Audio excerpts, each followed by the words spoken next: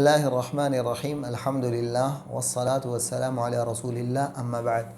حافظ بن احمد آل حکمی رحمہ اللہ کی کتاب کا یہ دوسرا سوال ہے جس میں وہ عقیدے سے متعلق 200 سوالات کے جوابات دیے ہیں۔ دوسرا سوال میں وہ کہتے ہیں ما هو ذلك الامر الذي خلق اللہ الخلق لاجلہ۔ پہلے سوال میں آپ نے دیکھا کہ مبہم ہے، انہوں نے انسان کے عقل کو جھنجھوڑا ہے کہ یہ تمام واقعات دنیا میں ہونے والے ہیں وہ کیوں ہیں، اور اس سوال کے اندر وہ کہہ رہے ہیں ما ہوا ذالک الامر، اس میں صرف کہا ہے اس معاملے، پہلے سوال میں یہ کہا تھا کہ اس معاملے کو جاننا ضروری ہے جس کی وجہ سے اللہ تعالیٰ نے انسانوں کو پیدا کیا۔ یہاں پر وہ سوال کر رہے ہیں ما ہوا ذالک الامر، وہ کون سی بات ہے جس کی وجہ سے اللہ تعالیٰ نے مخلوقات کو پیدا کیا۔ یہاں پر اسی سوال کی تھوڑی سی اور زیادہ وضاحت آئی ہے، اس وضاحت کو ہمیں سمجھنا ہے۔ جواب میں انہوں نے خود قرآن کریم کی آیت پیش کر دی، قال اللہ تعالی وما خلقنا السماوات والارض وما بینہما لاعبین ما خلقناہما الا بالحق ولکن اکثرہم لا يعلمون۔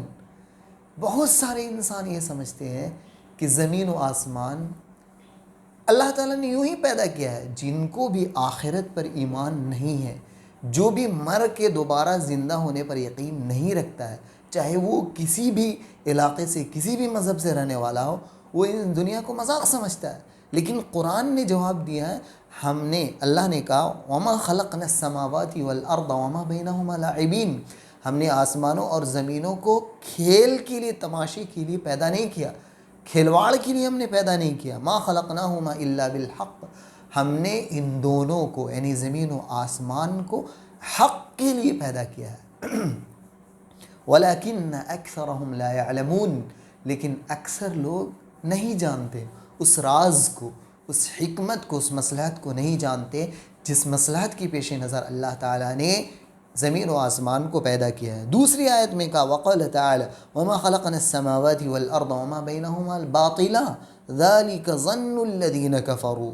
سنو، وما خلقنا السماء والارض، ہم نے زمین و آسمان کو اور ان کے درمیان کی ساری مخلوقات کو باطل کے لیے پیدا نہیں۔ باطل کسے کہتے ہیں؟ بیکار چیز کو، لا یعنی بے فائدہ چیز کو، بے فائدے کے لیے نہ، حق کے مقابل میں آپ نے ہمیشہ باطل سنا ہوگا۔ تو اللہ نے زمین و آسمان اور ساری مخلوق یعنی ہمارا اور آپ کا پیدا کیا جانا بھی اس کے اندر شامل ہے، انسانوں اور جناتوں اور ساری مخلوقات کا پیدا کیا جانا شامل ہے۔ اللہ نے کہا ہم اس کو باطل کے لیے یعنی بیکار لا یعنی چیز کے لیے ہم نے پیدا نہیں کیا۔ یعنی اللہ رب العالمین، پھر اس سے یہ لازم آئے گا اللہ تعالیٰ یعنی بیکار میں ٹائم پاس کے لیے دنیا کو پیدا کیا؟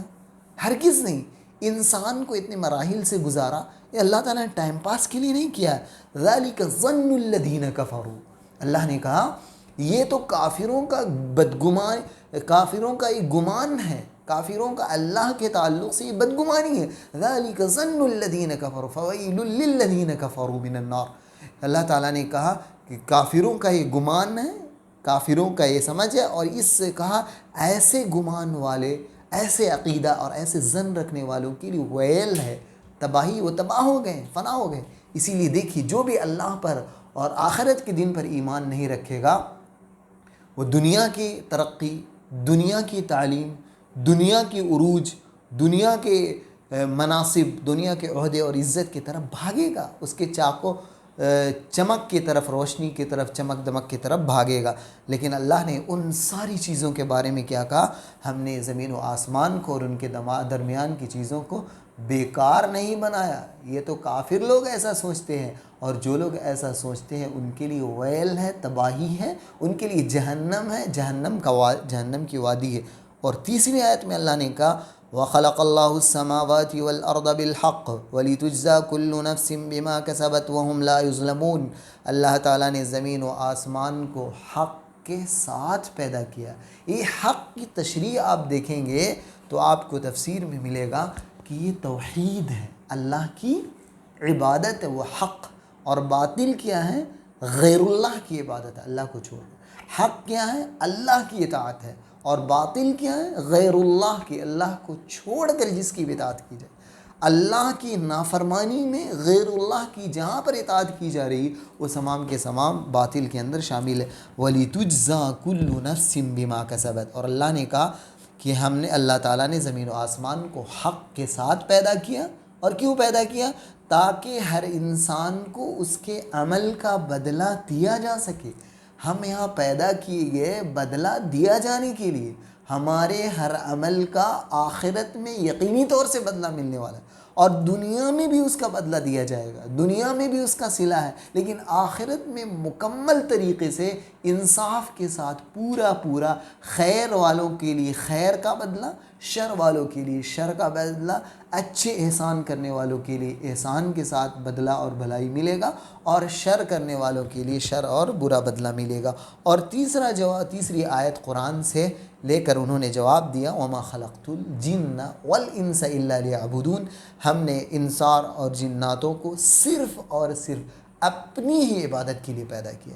تو انسان اگر غیر اللہ کی عبادت کر رہا ہے اور وہ کہے کہ جس کی بھی آپ عبادت کریں وہ ایک ہی ہیں، بہت سارے غیر مسلم بھائی، آپ غیر مسلموں سے ملیں، آپ مل لیں پنجابیوں سے مل لیں، سکھوں سے مل لیں، یہ لوگ کیا کہتے ہیں؟ ہم سب ایک کی عبادت کرنے والے ہیں۔ ایک نہیں ہے، وہ آپ کے ذہن میں جو ایک ہے وہ کوئی اور ہے، اور ہم جو ایک کرتے ہیں، مسلمان جو ایک بیان کرتے ہیں وہ اسے کہتے ہیں جو قرآن کے اندر موجود ہے۔ اور وہ جب کافر کسی کو ایک معبود کی پوجا بولتے ہیں، وہ اپنی کتابوں کے حساب سے بولتے ہیں، اپنے عقیدے کے حساب سے بولتے ہیں، ان کا عقیدہ باطل ہے، ان کا عقیدہ انسانوں کا علم ہے، وہ اپنے سے بنایا ہوا علم ہے۔ ہمارا عقیدہ اور مسلمانوں کا جو عقیدہ وہ آسمان سے نازل کیا جانے والا علم ہے، اللہ نے خود اس کو بھیجا ہے، اللہ نے خود اپنا نام اللہ رکھا ہے، اللہ نے خود اپنی عبادت سے رضامندی کا اظہار کیا ہے، اللہ تعالیٰ نے خود غیر اللہ کی عبادت کو شر، باطل، کفر، شرک قرار دیا ہے، اس سے ناراضگی جتلایا ہے، اور جہنم کو ہمیشہ کا ٹھکانہ اس کے لیے قرار دیا ہے۔ سبحانک اللہم و بحمدک، اشہد ان لا الہ الا انت، استغفرک و اتوب الیک۔